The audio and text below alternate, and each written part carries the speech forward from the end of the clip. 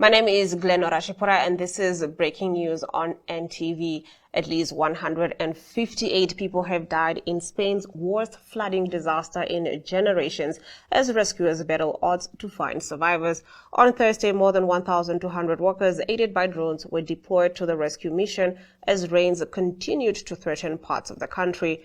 Right now, the most important thing is to save as many lives as possible, Prime Minister Pedro Sanchez told victims in a visit to affected communities.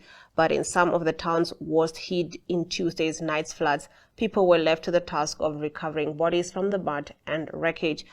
At least 155 deaths were recorded in Valencia, while another 2 have been recorded in Castilla-La Mancha, to the province west, and another British man in Andalusia.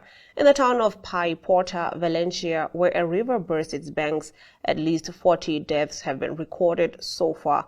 We all know someone who has died, said pharmacist Miguel Guerrilla, standing outside his chemist shop, which has been covered in thick mud. It's a nightmare. On Thursday, the BBC saw undertakers and funeral vans retrieving bodies from the street, while on nearby roads, cars swept away by the storm surge were piled on top of each other. Motorists have recounted the horror of being trapped by the surging tides on Tuesday, which turned highways and streets into rivers. Many who survived climbed trees or bridges to escape. Officials haven't disclosed the number of people still missing, but said there are many, as the toll rose up to about another 60 deaths on Thursday. Now, more than 90 deaths were recorded on Wednesday alone in the immediate aftermath of the torrential rains and flash floods, which largely affected Valencia, as well as Castilla-La Mancha and as far south as Malaga.